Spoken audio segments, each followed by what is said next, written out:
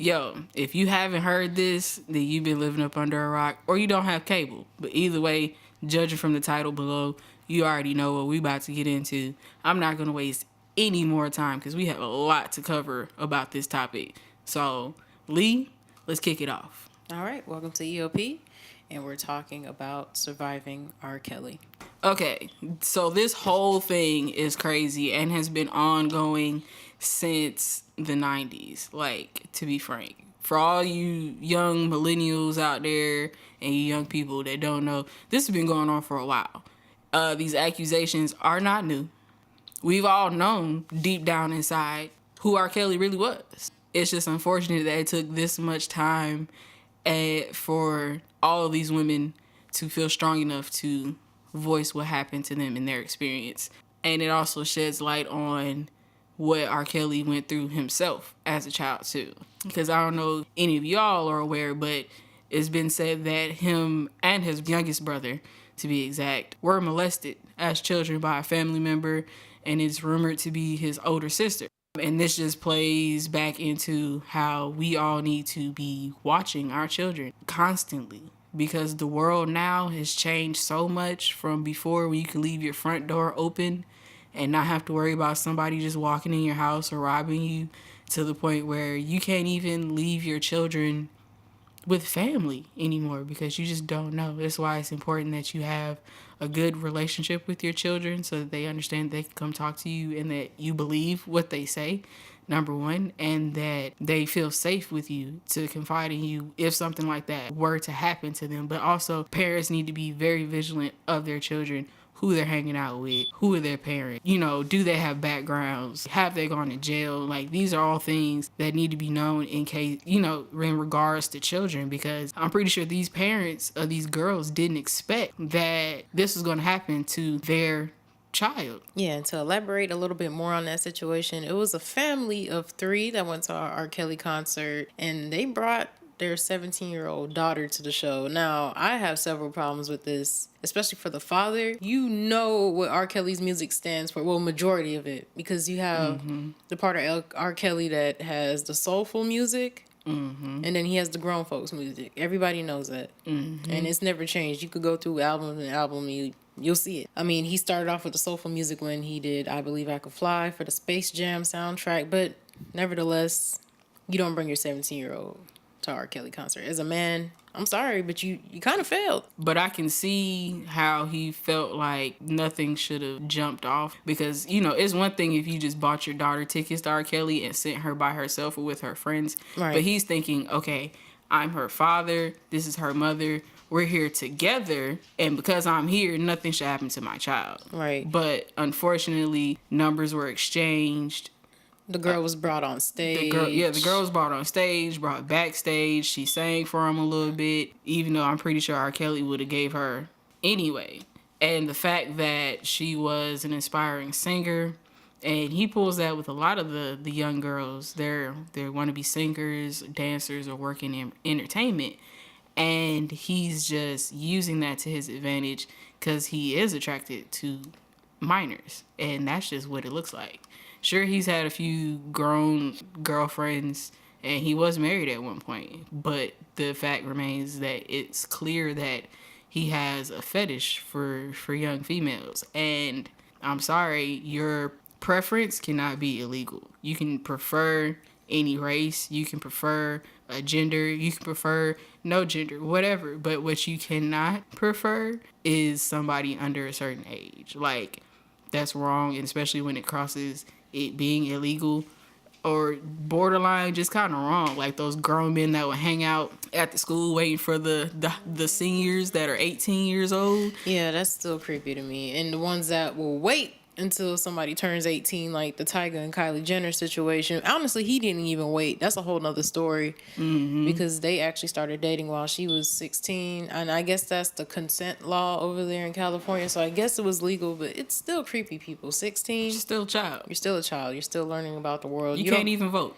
No matter how you put this, R. Kelly's been preying on young girls since he was a senior in high school, probably even before that. We don't know. We just know when the fame started, okay? Exactly. These things don't just happen overnight. You know, he could have been 15 looking at girls who were 12. I'm not saying that happened. That's allegedly, okay?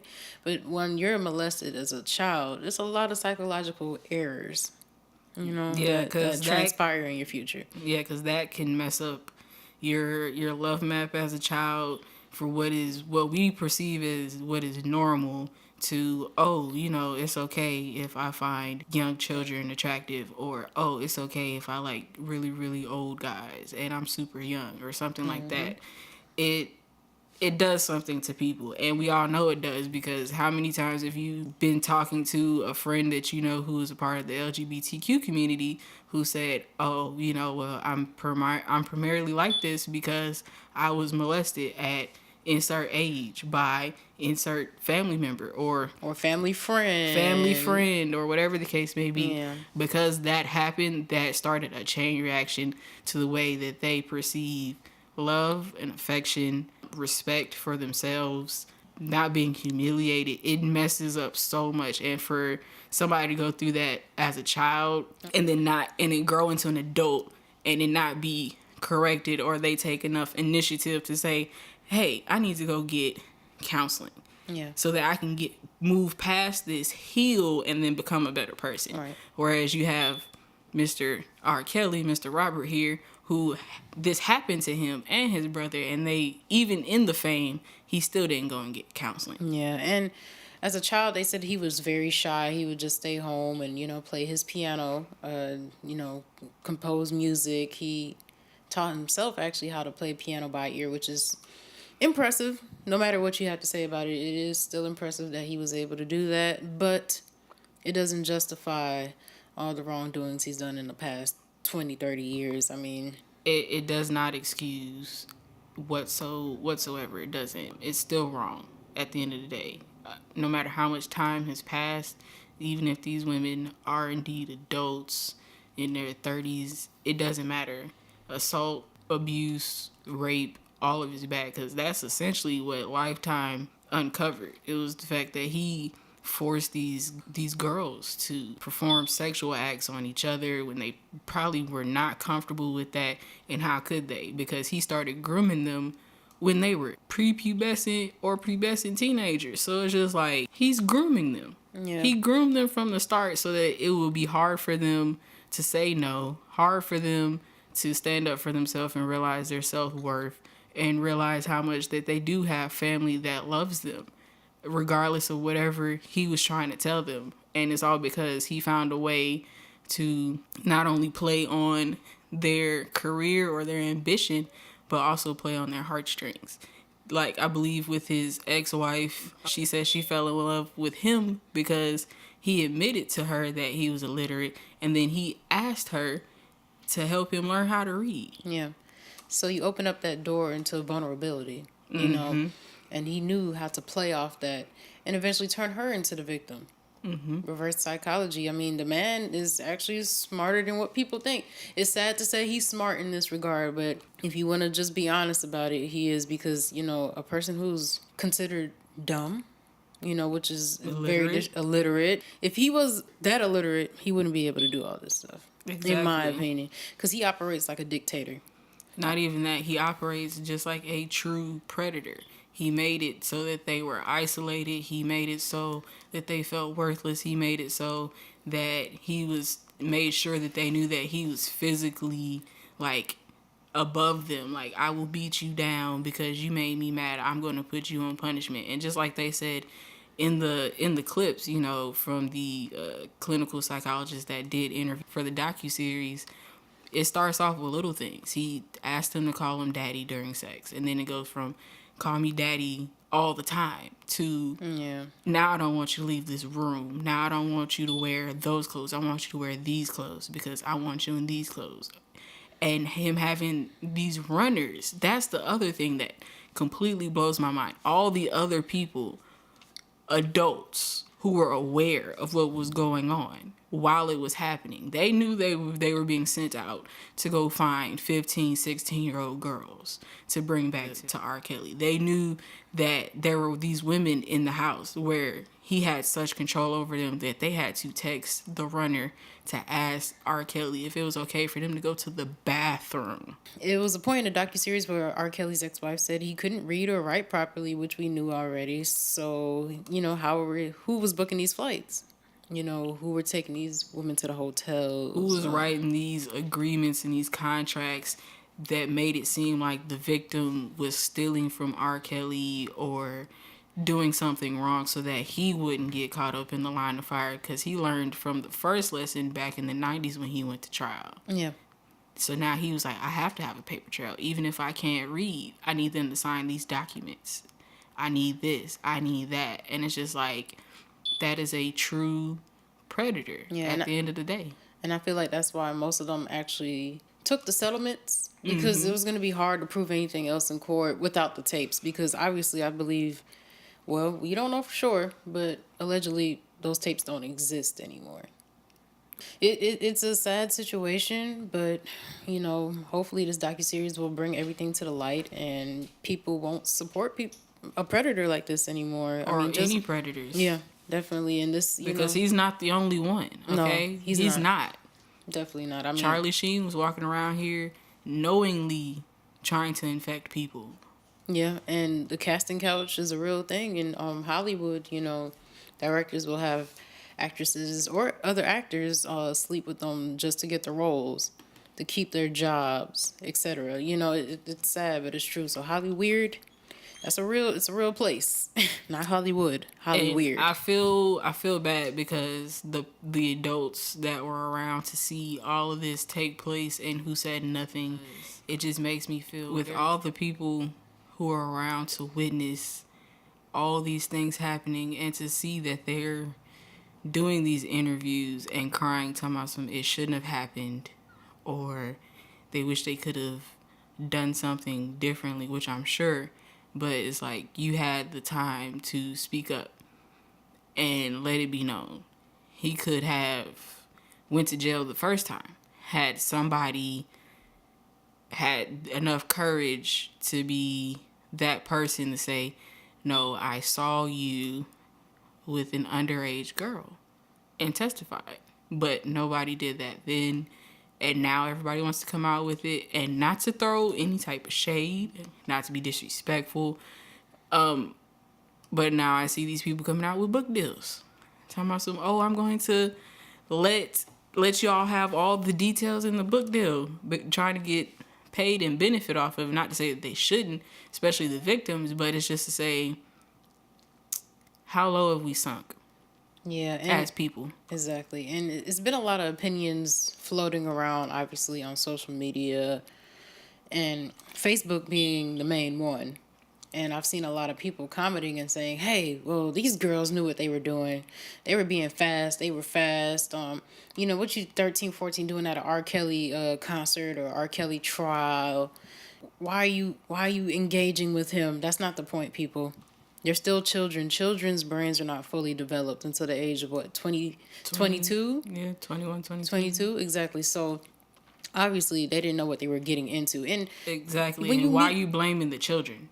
Blame the grown man who knowingly said, you can look at a person and know and kind of guess what age they are. If I can look at you and it looks like you're still in high school and I'm grown, I'm not going to talk to you on that level. But he knowingly he knows his type. He's not attracted to older women like that. So, of course, he's going to be attracted to the younger ones. And he knows that they're young. And what does he do? What is he like? He was like 28 at the time, talking to 15, 17-year-old.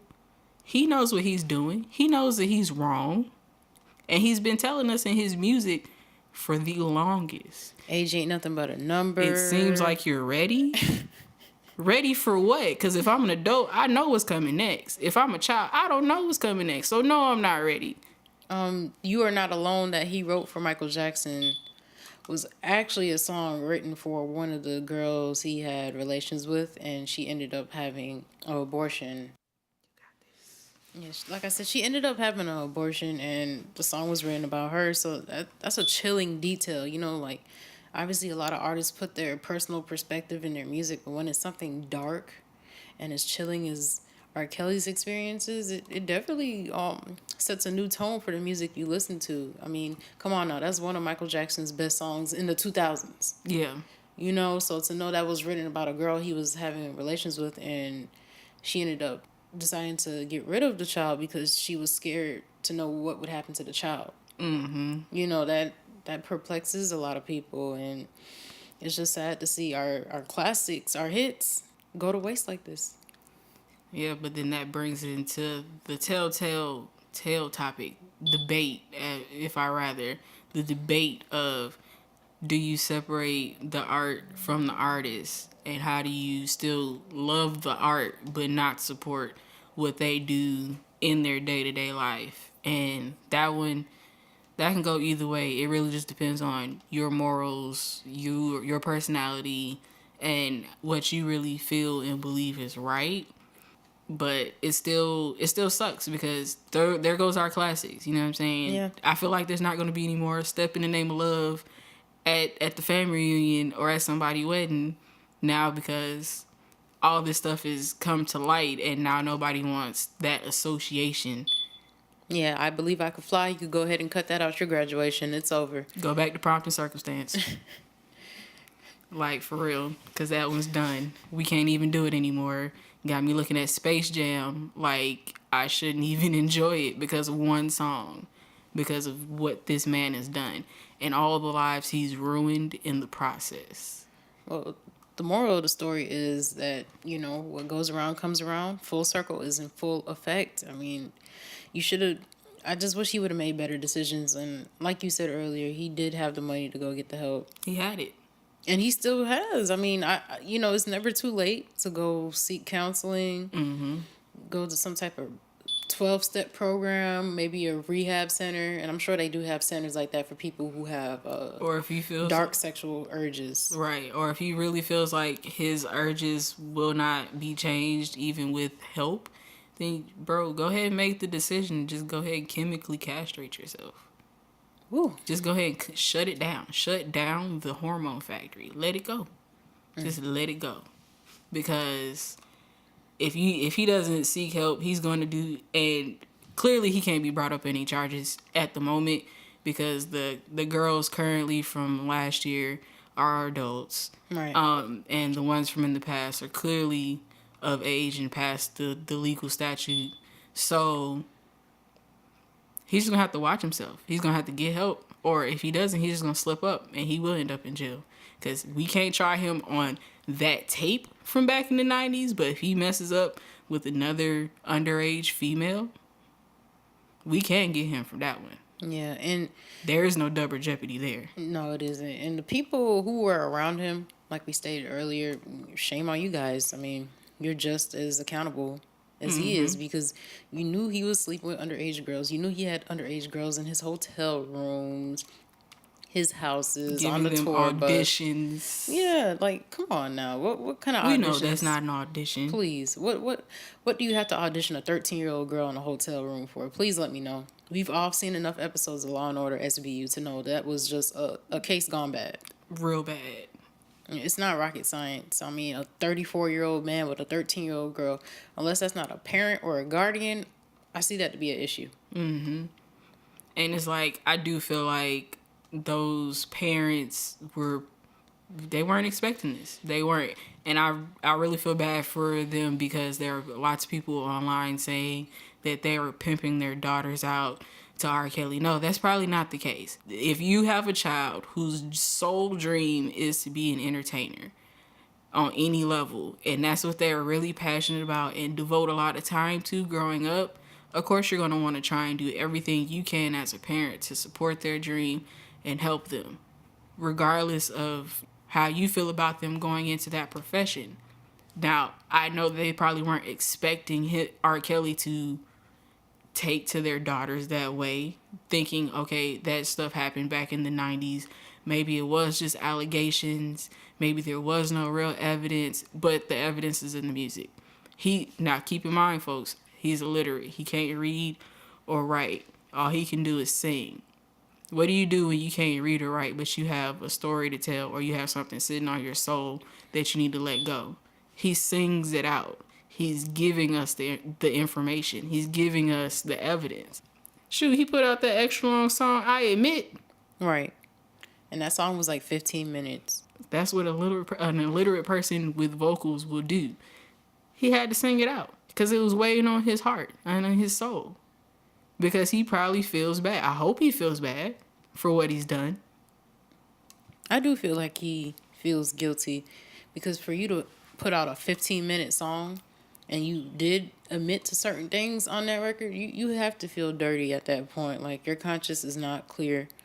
And just because you put a song out, that doesn't clear your conscience as well. It doesn't. He needs to put out a public statement apologizing for what he's done. He needs to swear off women enjoying MGTOW or something like that. He needs to do something. Some type of reparations need to be paid to the people involved in this situation, all the people who were hurt over the years.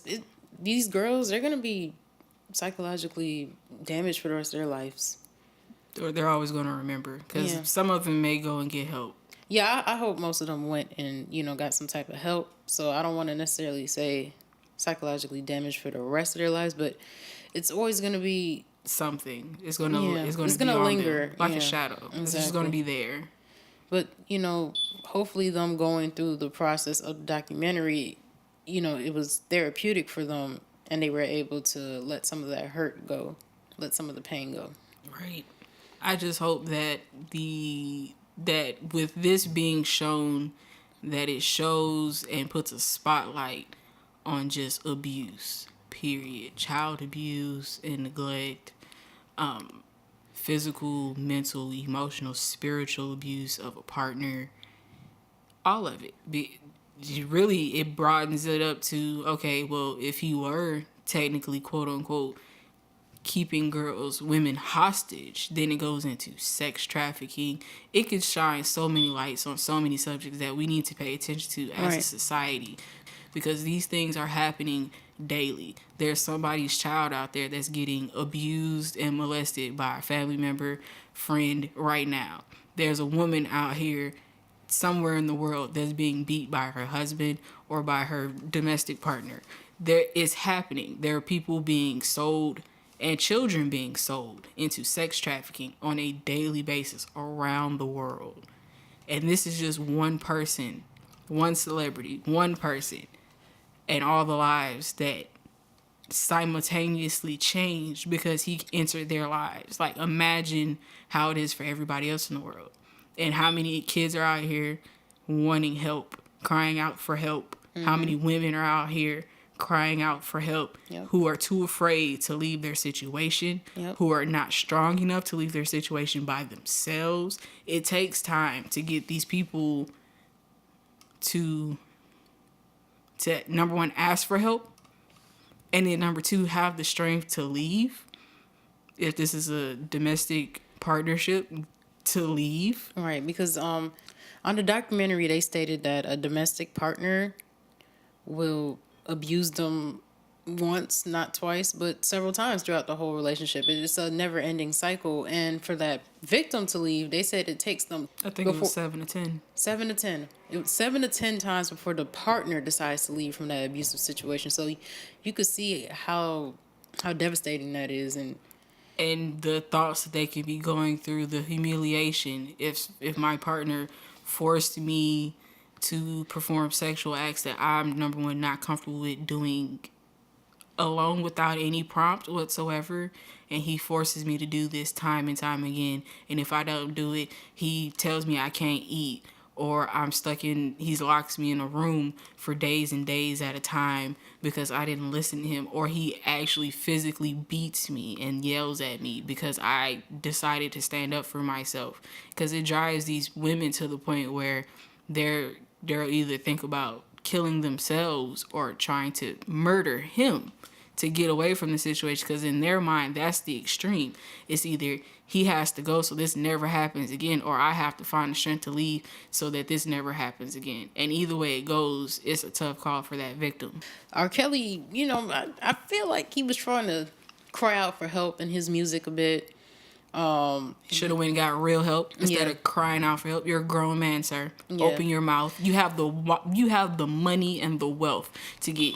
You can get Dr. Phil, bro. Whatever makes you feel happy Absolutely. and comfortable. And but I you agree. need to stop avoiding it. Like, you shouldn't be talking about it, or this shouldn't be a conversation that's in the community. We need to stop having these predators up on pedestals as if we can't touch them. We need to not keep family predators a secret. No, it needs to be known. Uncle such and such is touching the kids. Keep him away from the kids. If we can't get him locked up, keep him away from all the kids. You Right. only see grown folk, Uncle such and such. Like, Yeah. no, keep your weird self over there and away from these kids. Like R. Kelly, he used to call himself the Pied Piper. I know you guys remember that. That was like the early 2000s era. Late But- 90s. He was doing that Yeah, thing too. like, when Step in the Name of Love The Chocolate came Factory out. album. Yeah, the Chocolate Factory album. That's when I first heard him call himself the Pied Piper.